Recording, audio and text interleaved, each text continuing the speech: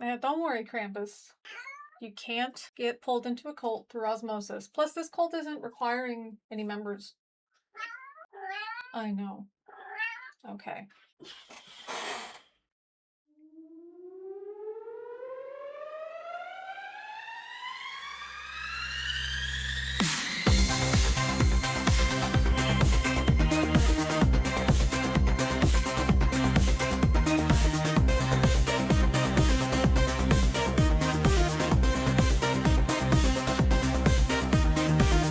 If you're ready for next level, there is no other time.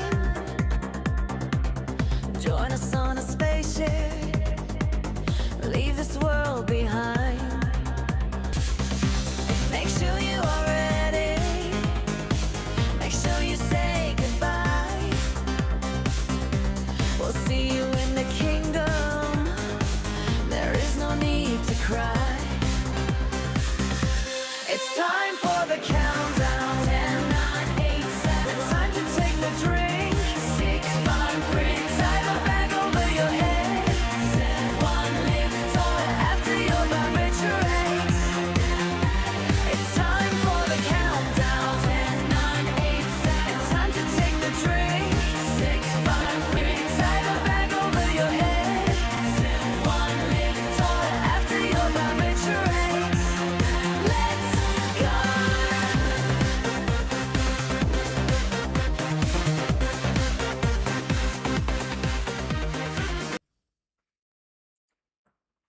Greetings, cult members, loyal subscribers, and casual viewers alike.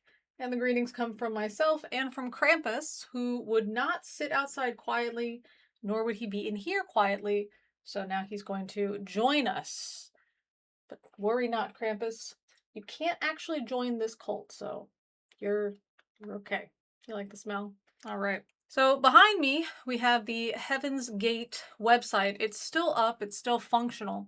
As you guys probably know, Heaven's Gate was a cult in the late 90s that unfortunately took their own lives, except for one member. And that member is actually still running the website, and they're very, very responsive. So you email them and they will email you right back. That's the only way to get the Heaven's Gate book. The book is titled How and When Heaven's Gate, The Door to the Physical Kingdom Level Above Human May Be Entered, an anthology of our materials. I got this when I visited the US. They could send it to Korea, but not only would the shipping be more, the biggest problem was you can only send cash. That's it. There's no other alternative. You can only send cash. The problem with this book is it's really hard to read. It's rambling and difficult, and I thought, how can I do this book? Am I just going to have to explain what each section is about and not actually read from it, because this may be so difficult to follow that it's not worth reading through. Krampus is sharpening his claws. Thank you, Krampus. But I decided, let's go ahead and just read through it for the sake of having some kind of anthology of it kept online. Some topics addressed: the metamorphic formula, the transition from human kingdom to kingdom level above human, some symptoms of likely candidates turning against the system, preferring to die rather than stay in this world, wanting to go home to God. All organized religions are unknowingly used as the #1 killers of souls, UFOs and space aliens, sorting the good from the bad. I wonder what T and Doe would think about my makeup today, especially to start off this book.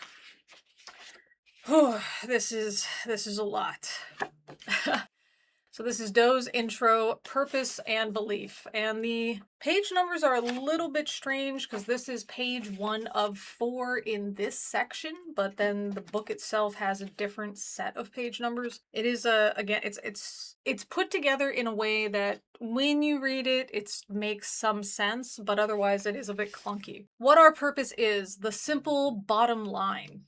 This is the simple version, you guys. 2,000 years ago, a crew of members of the kingdom of heaven who are responsible for nurturing gardens determined a percentage of the human plants of the present civilization of this garden, Earth, had developed enough that some of those bodies might be ready to be used as containers for soul deposits. So again, it's a long, kind of clunky concept here. 2,000 years ago, a crew of members of the kingdom of heaven who are responsible for nurturing gardens determined that a percentage of the human plants of the present civilization of this garden, Earth, had developed enough that some of these bodies might be ready to be used as containers for soul deposits. You know, when you read it a second time, it seems like it makes a lot more sense. I think the biggest problem is that they don't tend to use a lot of cult speak. They do have cult terms, but they tend to describe things more than they label them. And I think that's what makes this really difficult to follow. Upon instruction, a member of the kingdom of heaven then left behind his body in that next level, similar to putting it in a closet like a suit of clothes that doesn't need to be worn for a while, came to earth and moved into, or incarnated into, an adult body, human body, or vehicle that had been prepped for this particular task. So since it kind of interrupted himself, trying to explain about leaving his body behind in this next level, we'll remove that tangent that describes it as being put in a closet. So upon instruction, a member of the kingdom of heaven then left behind his body in that next level, came to earth, and moved into an adult human body that had been prepped for this particular task. The body that was chosen was called Jesus. The member of the kingdom of heaven who was instructed to incarnate into that body did so at his father's or older member's instruction. He moved into or took over that body when it was 29 or 30 years old. At the time, referred to it as a baptism by John the Baptist. The incarnating event was depicted as, quote, the Holy Spirit descended upon him in a bodily form like a dove, end quote, Luke 3:22. And then in brackets, that body named Jesus was tagged in its formative period to be the receptacle of a next level representative, and even just tagging gave that vehicle some unique awareness of its coming purpose. Okay, in other words, there are certain vehicles, bodies, that are tagged with a purpose. And that purpose can be to house the souls of people that are ascended. They're like the next level of evolution beyond human. That's what Doe refers to these guys as in different writings. And that basically you'll be inhabited by two spirits. One is your own, and the other is that next level above human, or the kingdom of heaven level. The sole task that was given to this member from the kingdom of heaven was to offer the way leading to membership into the kingdom of heaven to those who recognized him for who he was and chose to follow him. The kingdom of heaven is at hand meant, since I am here, and I am from that kingdom, if you leave everything of this world and follow me, I can take you to my Father's kingdom. Only those individuals who had received a deposit containing a soul's beginning had the capacity to believe or recognize the kingdom of heaven's representative. So in other words, you're kind of predetermined that you are a person that can recognize this. Krampus seems to be getting very antsy. Perhaps. Krampus? Is the kingdom of heaven at hand? Oh, that means yes. Anytime he meows, it's yes. If he doesn't meow, it's no. Where are we?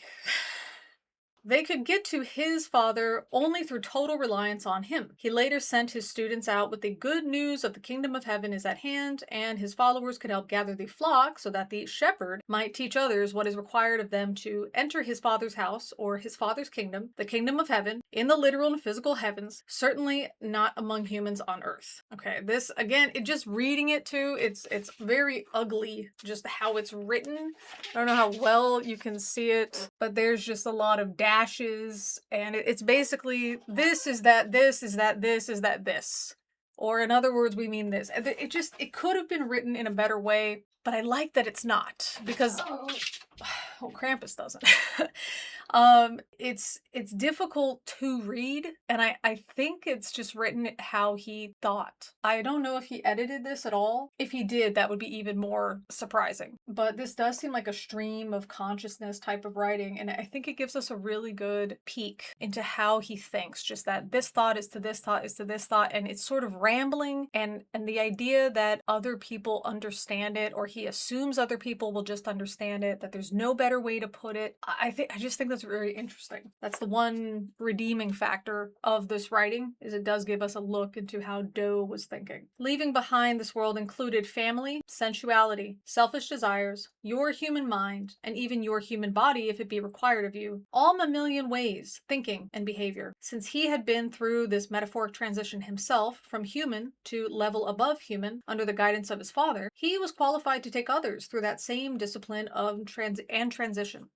Remember, the one who incarnated in Jesus was sent for one purpose only, to say, if you want to go to heaven, I can take you through that gate. It requires everything of you. Our mission is exactly the same. I am in the same position to today's society as was the one that was in Jesus then. My being here now is actually a continuation of that last task, as was promised, to those who were students 2,000 years ago. They are here again, continuing in their own overcoming, while offering the same transition to others. Our only purpose is to offer the discipline and grafting required of this transition into membership in my Father's house. My father, my older member, came with me this time for the first half of this task to assist in this task because of its present difficulty.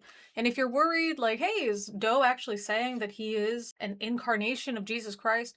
That is what he's saying. So this, it is interesting because in one way, this is, totally UFO space cult. But in another sense, this is another Christian cult. And I think that's what's so interesting about it. And I think that's what can also be so appealing. The people that Doe communicated with, and I don't mean that in any esoteric way, I just mean, those that he came in contact with. These are people in the United States. They're very familiar with Christianity. Many of them were Christian, or were still Christian, or had been Christian, or were at least familiar with Christianity in some way. And that's one of the ways that we can kind of pull people in, is you have that piece of familiarity, especially if it's something that person thinks is a true thing. If they believe in Christianity, for example, then saying, well, Christianity is this, but it's also this slightly different interpretation that I'm telling you. And if you're the type of person like me that's into the whole, UFOs and aliens kind of stuff, this is a perfect way to blend the two. I wonder if I would have been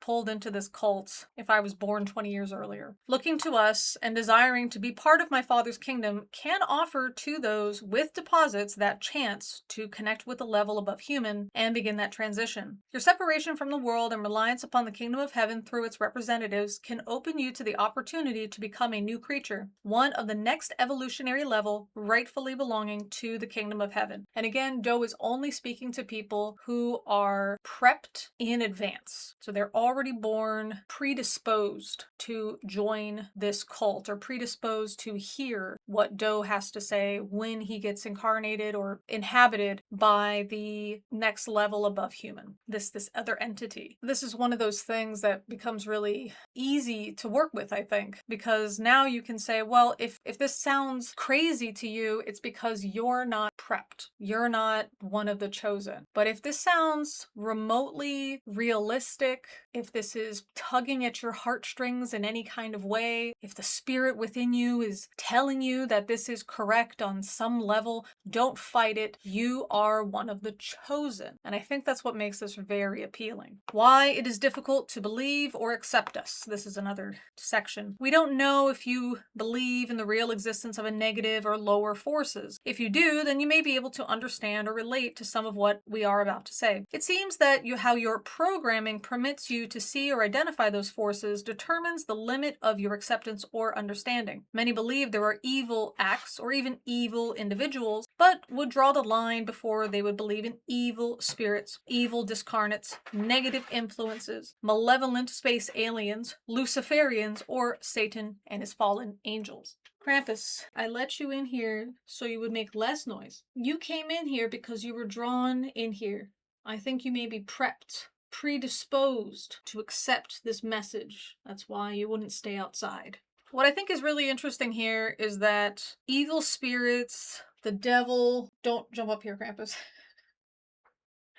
Evil spirits, the devil, demons, that's all lumped in together also with malevolent space aliens. Oh, Krampus. There's a lot of wires. I'm gonna have to deal with Krampus.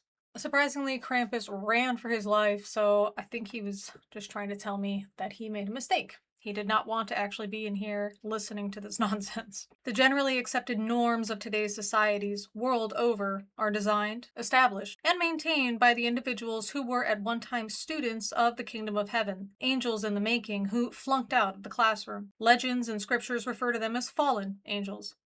The current civilization's record used the name Satan or Lucifer to describe a single fallen angel and also to nickname any evil presence. If you have experienced some of what our classroom requires of us, you would know that these presences are real and the kingdom of God permits them to attack us in order for us to learn their tricks and how to stay above them or conquer them. The space aliens or Luciferians use the discarnate spirits, the minds that are disembodied at the death of a body, as their primary servants against potential members of the kingdom of God. These influences or discarnates are constantly programming every human plant, vehicle, or body to accept a set of beliefs and norms for behavior for a lifetime. From our point of view, this programming finds that body, and the vast majority of all human bodies, barely usable by students of the kingdom of heaven. So not only are we chosen to be predisposed to become part of Doe's group, so to hitch a ride on the UFO behind the Hale-Bopp comet, but the rest of humanity is pre-programmed to just basically suck in the terms of what the kingdom of heaven wants to bestow upon us. As the above example can serve to testify, what example? You didn't give an example.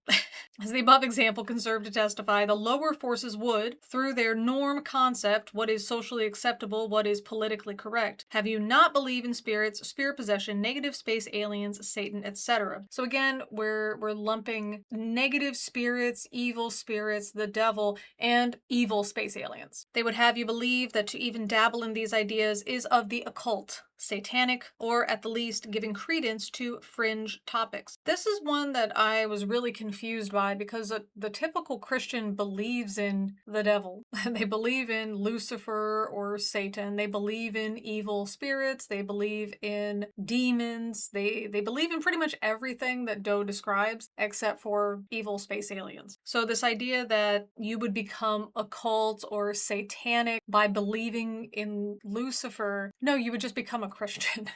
I mean, with the negative entities, spirit possession, spirits, shaitan, you'd even be Muslim in this case as well. That's where they would categorize any mental search of Eastern religions, astrology, metaphysics, paranormal, UFOs, etc., etc. I also think this is interesting that things that were pretty popular at this time, it's, kind of the tail end of the New Age movement, this idea of astrology, metaphysics, paranormal, okay, and then they add in UFOs. So this is again that kind of newer thing coming in, and UFOs, these were more considered some other species, possibly coming to Earth, possibly coming to abduct humans, possibly coming to observe humans or to invade Earth, possibly. These were all ideas that were surrounding UFOs, surrounding the idea of UFO abduction, but now to lump them in with the devil, they're not just from space, they're from space in some higher dimension that is fighting against your soul's ascension to the next evolutionary level above human. That's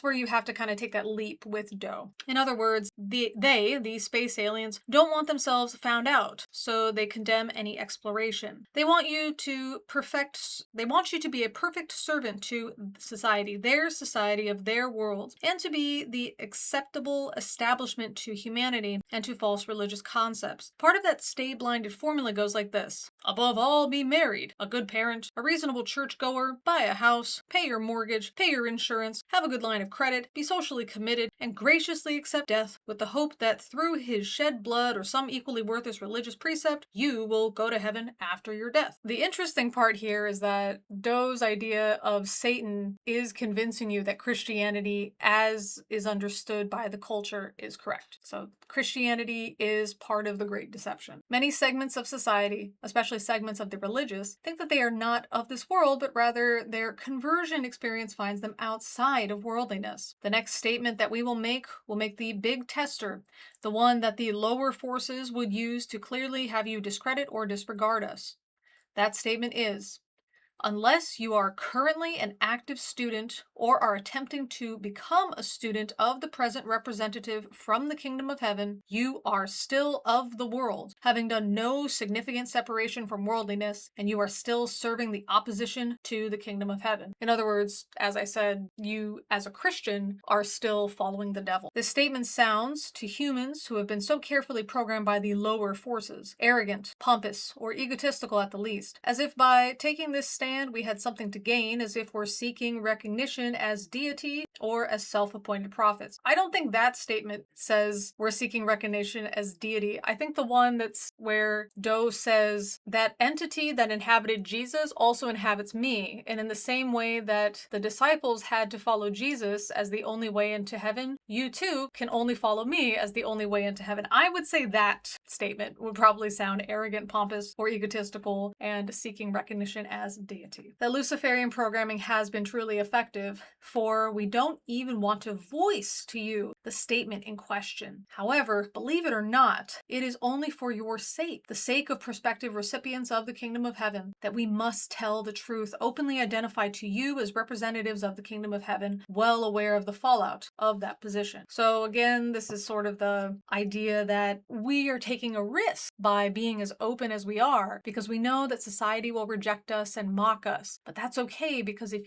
this appeals to you in any way, if there's something kind of going on in the back of your mind that says that this might be true, then it's worth it for us to get mocked by society and cast out by society, because we can take you with us. You too can be saved. The hard facts or bold statements in a nutshell that are so difficult to accept or digest come down to, if you ever want to or expect to go to heaven, here is your window. That window opportunity requires, number one, an incarnate or as human representative of the kingdom of heaven. Number two, that all who hope to enter heaven become active students of that representative while the representative is present. Three, those who endure the transition classroom until it ends, adequately bonding or grafting to that representative, will go with that representative, literally leave the human kingdom and earth as he is about to do. Staying behind for any significant period could jeopardize that graft. That window to heaven will not open again until another civilization is planted and has reached sufficient maturity according to the judgment of the next level. So is this a continuation of Jesus, or is this the idea that we are a civilization that has reached sufficient maturity just as the one in Judea? I think he said this was a continuation. We can't blame you for buying into the Luciferian program. What else has been available during those periods when no representative was present? Almost nothing, save some warnings in scriptures, i.e. Luke 20:34-36, Luke 21:23, Mark 12:25, and Mark 13:17-19. Check these out. Okay, let's check them out. We'll just check out a couple. This is Luke 20:34-36. And Jesus answering said unto them, the children of this world marry and are given in marriage, but they which shall be counted worthy to obtain that world and the resurrection from the dead neither marry nor are given in marriage, neither can they die any more, for they are equal unto the angels and are the children of God, being the children of the resurrection. And here's Mark 12:25. For when they shall rise from the dead, they neither marry nor are given in marriage, but are as the angels which are in heaven.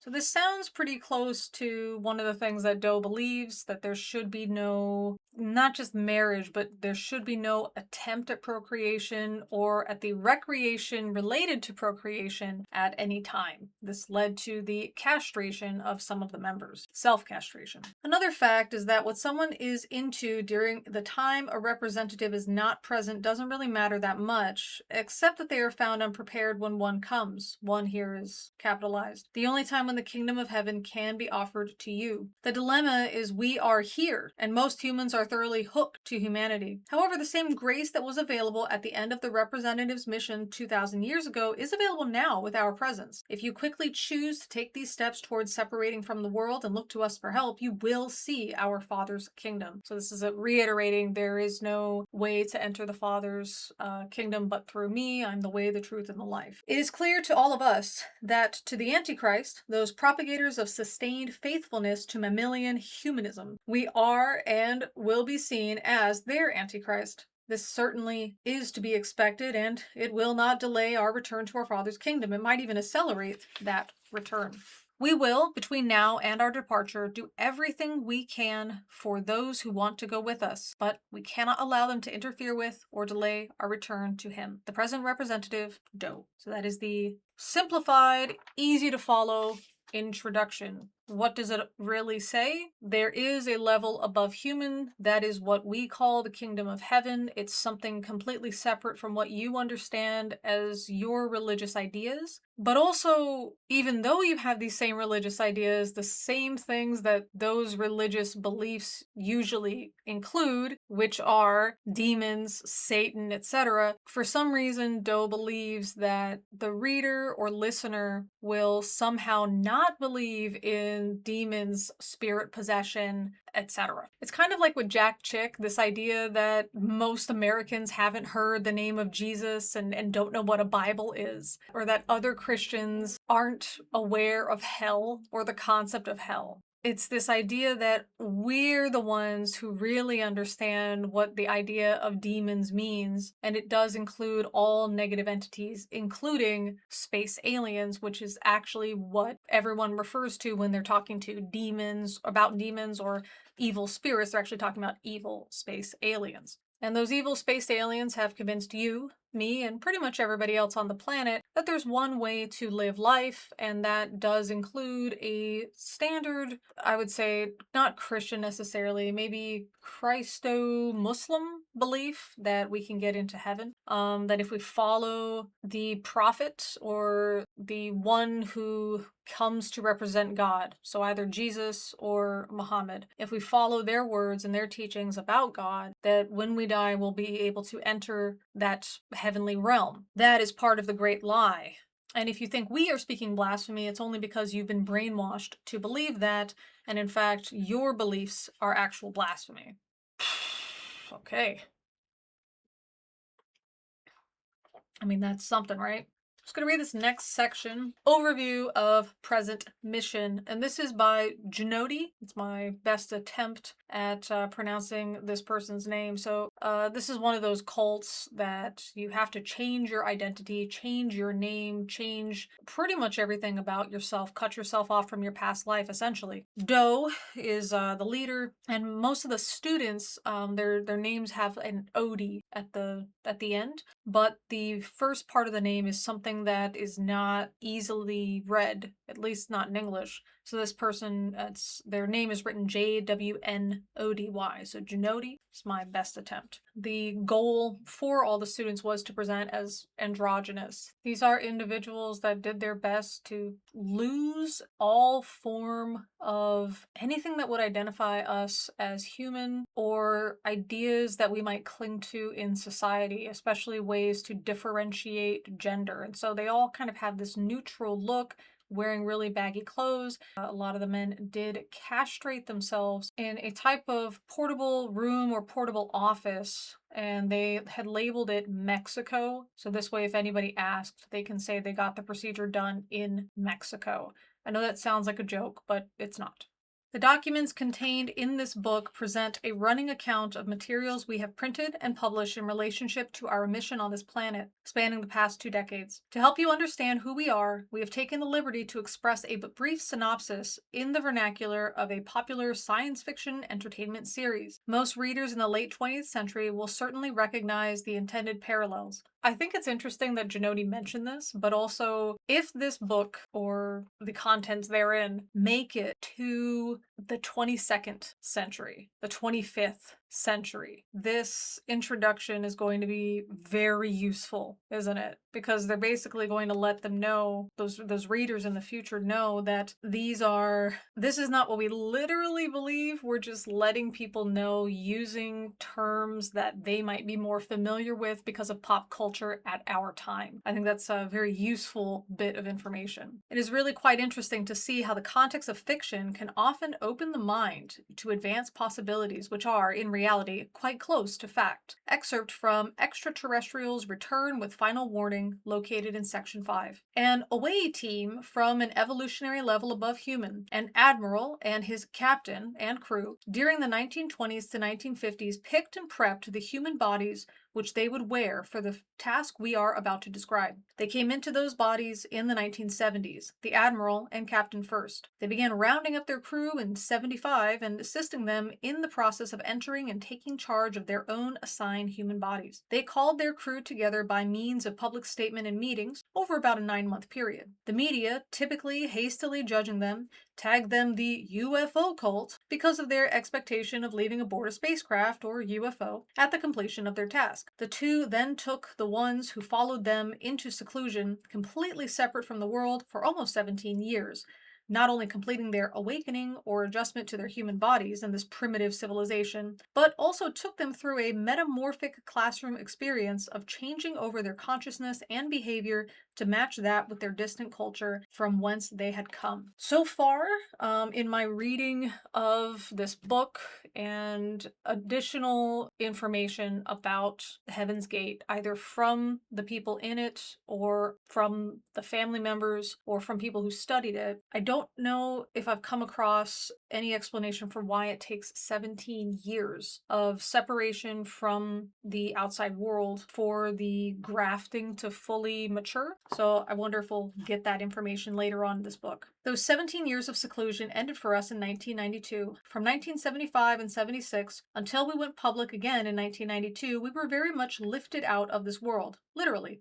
In 1988, however, we did write the 88 update, including, quite appropriately, some updated thinking. We also took this opportunity to set the record straight with written account of our history, refuting many of the false reports and outright lies widely circulated and published by the media back in 1975. We sent it out far and wide for those who had ears to hear, but it was clearly part of the next level's design to keep us protected and secluded a while longer, so we remained hidden and virtually unfindable for several more years. In the early 1990s, we began to get clear signals that our classroom time per se was nearly over, but that some involvement with the public was about to begin. So we started the painful and arduous task of trying to figure out how to re-interface, communicate with a human civilization, which by this time had become quite foreign to where our thinking had evolved. I have to say that must have been very difficult. Can you imagine being secluded from society in 1975 to re-emerge for half a second in 92 and then again in 96? This was the beginning of the internet age. We were starting to get cell phones.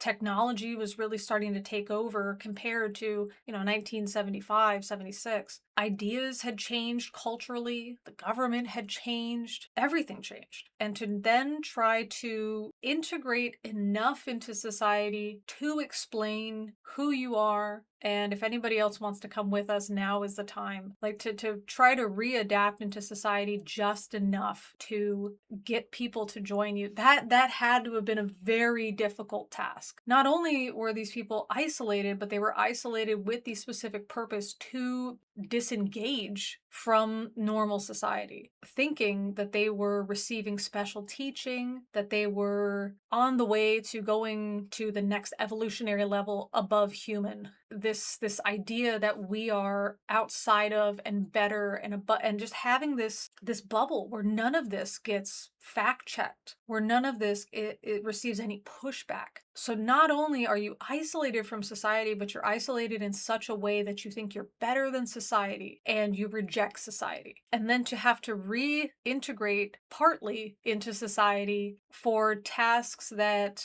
Doe tells you are necessary, including, hey, we're here, and if anybody wants to join us, now is the time. I can't imagine how hard that was. And I think interacting with them would be like interacting with an alien, I would have to say, or a Jehovah's Witness. Nevertheless, in early 1992, we had our coming out. We did a series of satellite TV broadcasts entitled Beyond Human: The Last Call, and for the first time in 17 years, we corresponded for a brief period with those who opted to write to us. And a very interesting phenomenon occurred. Although we thought we were presenting our information to the public at large, much to our surprise, those who watched and responded were almost entirely our own lost sheep. That is, crew members who had previously dropped away, having been overcome in the earlier years by temptations of an increasingly decadent civilization. They were now desperately seeking a way to reconnect, and they did. I guess that answers that. They weren't reaching anybody except those who wanted back in. After these returnees had a period of time to readapt to the ways of the classroom and the next level, we once again set out to offer our information to the public. Our dilemma was multifaceted. How do we present this information in a credible fashion when, to most, our truth is definitely stranger than fiction? How do we avoid being seen as religious in order to not turn off those who rightfully despise the hypocrisy of what religions have become? At the same time, how do we acknowledge our past associations with the civilization, which are primarily recorded in your Bible, so as to offer those waiting for prophecy to be fulfilled enough clues to put it together? As you read our various presentations, you will see our many attempts to speak in tongues, to speak in several languages, and to several stratas simultaneously. I'll bet those returnees were really useful with that. Hey, this is how times have changed. Let me go ahead and write this. Hey, we can post this. What cool website? And this will let people anywhere in the world see our message, see what we've got, and then come to us and go with us if they so desire. A fact that we take for granted, but which may take some explanation for others, is that the next level does not always let us in on the overview of their strategy. Next steps, timetables, and even conceptual understandings are given to us only on a need-to-know basis. I think that's their God works in mysterious ways kind of excuse. Hey, we don't really know what's going on. This is what we think is going on, but we're not really sure. So if this thing that we think that's going to happen doesn't happen, that's okay because we were only in on a need-to-know basis and we don't know everything. Yeah, that's very God works in mysterious ways. Without a doubt, the next level has had an extremely detailed lesson plan designed for our personal growth. In retrospect, it is quite evident how the premature introduction of more advanced concepts and understandings early on would have completely blown the circuitry of the comparatively primitive human computers, brains, which we were using. So I can't tell you everything because you can't handle it. That's an approach of Scientology and the Gnostics as well. Consequently, new steps and understandings were presented throughout our awakening in a carefully calculated sequence. By this method, the limited human mechanism could, with some effort, be reprogrammed to accept and assimilate the advanced, non-human perspectives we were receiving. I wonder what that effort was. Now, we did talk about the castrations, and I think the reason that was shared so much in the cult writings about Heaven's Gate that I've read is because it is so shocking that people would castrate themselves without any medical supervision. Just to cut off any body part without medical supervision, that is a big task. But of course, this particular body part, it is a bit interesting to read about. It's very attention grabbing. But I do wonder what other effort had to be expended, With a lot of cults, there's having to share thoughts, like you're not allowed to have private thoughts, you're not allowed to have doubts. So bringing those up, changing your food, changing your sleep patterns, changing your ideas of self versus being part of the group, not being able to push back against later. So I think that those probably would be involved, but there isn't as much writing about that, at least that I've seen. As a result, you will notice that throughout our materials, our understandings are constantly being updated and refined as our circuitry adapted. One fact that we learned early on is that what is the truth for us today may just be a stepping stone to a higher understanding that may be given to us tomorrow. Our elementary lesson plan was, of course, extremely frustrating for our teachers, who literally were not permitted to access the mind or knowledge and even the memories that were previously their own in the next level, but which were not a compatible match with their temporary human condition and current task assignment. So anything that you would ask T and Doe about the next level, if they can't explain it to you because they haven't thought about it. Maybe you ask them a question about the next level and it's something they never thought about. They can just say, oh, my human condition is limiting my access to this next level knowledge. Furthermore, conscious remembrance of too much knowledge too soon could potentially be an interference and liability to their plan, our growth pattern. The irony here is that they were likely the ones who, before coming into these bodies, designed these limitations into their task. So they only had themselves to blame. This is a bit of what we would call next level humor. I guess, irony. I don't know about humor, but back to our overall chronology. On May 27th, 1993, we took a much more overt step toward the conclusion of our task. We published a 1/3 page ad/statement in both the national and international editions of USA Today entitled UFO Cult Resurfaces with Final Offer. See Section 5. And again, the ball was rolling. We were definitely in the public eye. This ad and statement, with slight variations, entitled Last Chance to Advance Beyond Human, see Section 6, was then reprinted in alternative newspapers, weekly newspapers, and various magazines around the country as well as overseas, listed in Section 5. During the months that followed, we maintained an ongoing correspondence with, as well as provided videotapes and written materials to, those who wrote to us with sincere interest. If you're wondering where they got the money for such advertisements, this was money that they had held on to, or these were things they sold. A little bit later on, they start to do web design, and that's one of the ways that they start making money to make these advertisements and these flyers getting printed, etc. Then in January of 1994, once again, we sold all of our worldly possessions except for a few cars and changes of clothing, and set out cross-country holding free public meetings from coast to coast for 9 months, meeting locations listed in Section 6. In addition, we did countless newspaper, radio, and TV interviews. It became clear to us during the course of those meetings that our primary purpose for being out there at that particular time was not to relate to the public in general, but to locate our additional crew members, whom we now refer to as the second wave. So again, that was the idea that we are going to be rejected by most people. The only people that will come and follow us are people that were predestined to do so. Their addition to our class in 1994 nearly doubled our numbers. It was quite evident to them and to us that we were part of the same family, of the same mind. And once again, we realized that this was all part of a greater plan that was unfolding according to the design of those in the next level responsible for this current civilization experiment. What some might call the second rapture or snatching away found all of us, both the first and second wave, removed from the world, entering into what we would describe as an accelerated version of the metamorphic classroom, lasting over a year before our once again coming out. So this really is interesting because the first wave, they have 17 years of seclusion to figure out what they need to know. And then the second wave, it's just a little bit over a year of seclusion, and that's okay to get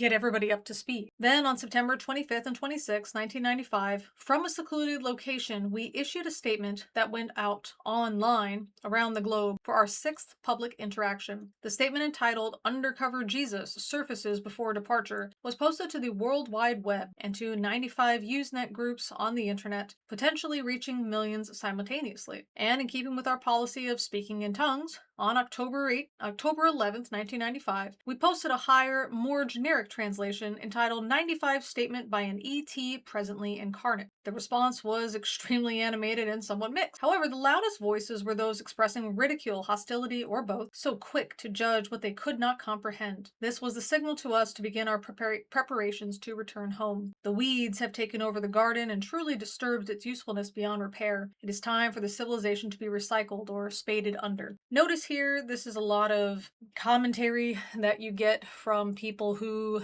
are Christian and in some cases Muslims as well. This idea that God speaks to our heart. It is not up to us to convert, only to bring the message. And once we present the message to the non-believer, that's all we can do. And if they reject it, they reject it of their own free will. They are choosing to go to hell. They are choosing their negative end and torment for all eternity. And that's what we get here as well. They're saying that Earth is trash and all the people in it deserve to be spaded under, that it has no usefulness anymore. It's beyond repair. It's time for us to just wash our hands of it and go home.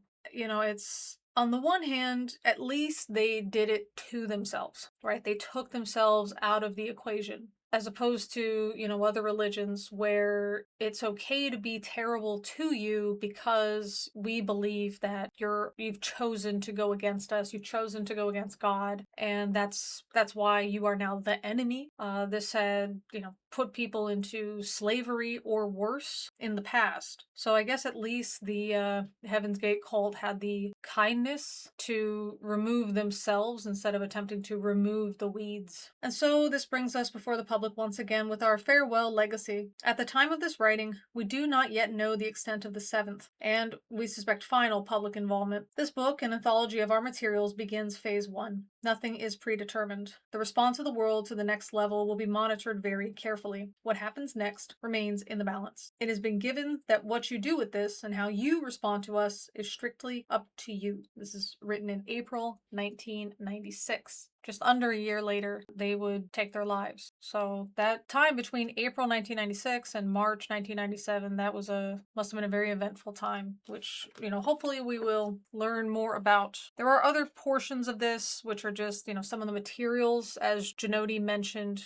These are handouts, or these were the advertisements that we had put out. So some of it is just like, hey, join us. But hopefully we'll find out a little bit more about their beliefs. It is a pretty difficult read, but it's doable. So let me know what you guys think about this and anything that you remember about Heaven's Gate as it was happening. What I'm also interested in is any thoughts that you guys have if some UFO cult like this would surface today. Like if Heaven's Gate wasn't around to send themselves to the next level above human in 1997, but instead it happened like in 2027. So if they came out now, how do you think they would be trying to reach people? Of course, they would probably have a pretty strong online presence, but I wonder how much engaging they would do with online trolls. This idea of maybe response videos or those TikToks where you can stitch another TikTok so they could kind of respond to it in the same video, right? I wonder how many of those they would do. Do you think that would be their main idea, would be to respond to trolls? I don't think they did that as much, right? Janoti mentions that they were mostly responding to people that had sincere interest. But can you imagine just how many DMs they would get, how many comments they would get, and they'd have to sort through to figure out who seems like they have a sincere interest. But I think because all of the responses from every person who chooses to make one, all of these responses would be so public. I feel like they would feel they had no choice but to respond to as many of these claims against them as possible. And so I feel like if they had a YouTube channel, a TikTok account, something like that, they would have it kind of split between these are messages from T and Doe. We're trying to reach you. If this reaches you, you are the type of person who is ready to go to the next evolutionary level, be above human. And then the other types of videos they would make are just response videos, just trying to straighten out any misinformation. I just wonder how that would look. Would it make them look prolific and interesting and on top of things? Because you get these guys able to work at any hour because they don't have jobs. So they would be able to churn out so many videos, right? Or do you think their responses to as many people as possible would make everybody think these guys are nuts, they are too focused on what other people think? I came there to understand their theology, and I have to sort through all these videos about them, clapping back to other content creators. Would that make them look like they're getting lost in the sauce? You know what I mean? Or would that make it look like, wow, these guys are really determined, they're really dedicated? Or would they look like they're obsessed to an unhealthy degree? I guess that would depend on how you look at it, and I guess that depends on whether you are predetermined to have your vehicle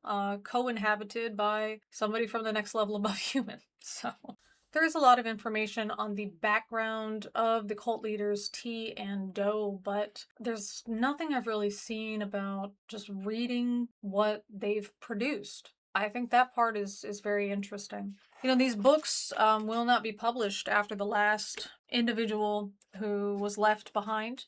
He was purposely left behind, and after this person is gone, that's it. These books won't be produced, and eventually this website will fall into disrepair, and the URL will be available for purchase. possibly by the Department or Ministry of Tourism, because this guy here is the Heaven's Gate or Heaven's Door in China. It's a natural rock formation. I guess it's the entrance to a cave. It'd be kind of interesting seeing that in, I don't know, 20, 30 years' time. If you go to heavensgate.com, you get some information on tourism. But otherwise, I think it's very interesting to figure out what they did believe and why they did believe it. So there's that information. I can read it from the website. It's a little bit easier for me to read it from here, but if you'd rather have that on the website like we were doing the other books, then I think that'll work out well. Just let me know. And like I said, let me know what you think if this type of UFO cult, or specifically this UFO cult, if they were getting ready to leave Earth for 2027. What do you think that would look like? Because I think that would be pretty interesting to just sort of an idea to share. Anyway, guys, thanks for joining me. If you guys want to help support me and this channel, you can do stuff like liking and commenting. That's really awesome to help the algorithm. Subscribe if you haven't already. And you could also join as a member here on YouTube, or you can join on Patreon for as little as $1 a month, where you get just different updates, early access to videos, and then access to a special live stream for cult members only at the end of every month. And they're a lot of fun. Sometimes they go on for like 6 hours, and it's just a good time. With all that being said, as always, thanks for listening.